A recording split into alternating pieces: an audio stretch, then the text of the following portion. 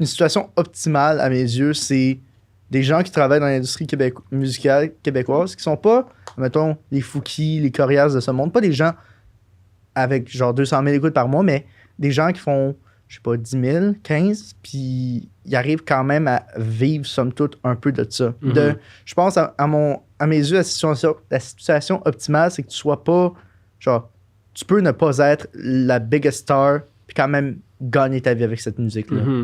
Yeah. J'avoue que c'est l'idéal, mais je sais pas à quel point c'est vraiment réalisable au Québec. Ouais.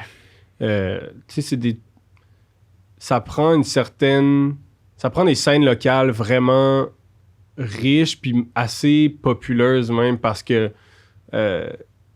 les scènes plus nichées au Québec, ça compte des milliers de personnes, là, pas des centaines de milliers. T'sais. Fait que, dans certaines niches qui pourraient, mettons aux États-Unis, voir certains artistes vraiment thrive, ben la même proportion au Québec va pas être assez pour permettre à un artiste de survivre. Puis là, on est chanceux d'avoir quand même certaines subventions qui permettent aux artistes de faire leur musique, mais ça permet de justement faire la musique, pas beaucoup plus. Ça va pas nécessairement payer ton loyer ou ta maison. Fait que, moi aussi, je suis fucking down qu'on arrive là, mais je pense que ça... Juste de comment notre petit coin de pays est construit, c'est dur d'atteindre ce point-là. T'sais. Ça prendrait du monde qui consomme de la musique as fuck. Puis je suis 100% down. Puis que ça consomme localement de la musique aussi. Puis que ça aille voir des shows puis tout ça. Mais je pense qu'on est encore quand même loin de tout ça. Puis il y a juste vraiment quelques personnes qui réussissent. T'sais, en effet, t'as pas besoin d'un manoir. Pour en vivre, c'est peut-être atteignable. Mais de ce que moi, je vis en ce moment, je vois que c'est quand même compliqué d'atteindre ça. Là.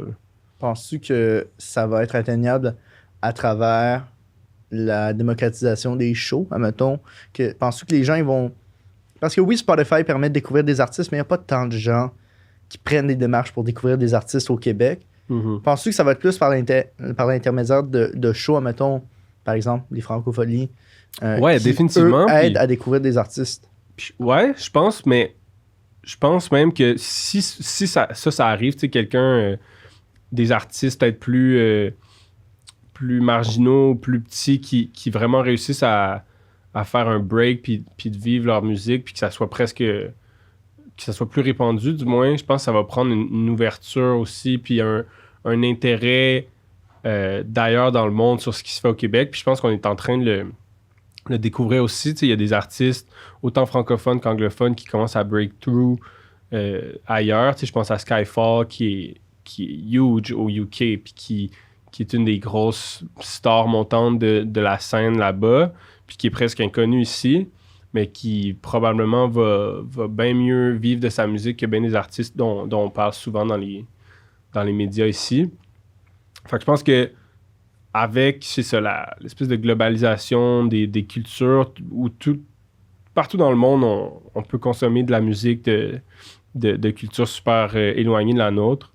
Je pense que autant, tu sais, live, il y a un gros hype de K-pop, peut-être qu'il va y avoir un hype de rap keb éventuellement, ou de musique québécoise ailleurs dans le monde. Tu sais.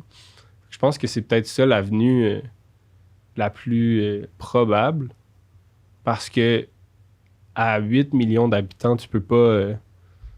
il y a comme un nombre fini de personnes qui peuvent vraiment bien vivre de leur art, je pense.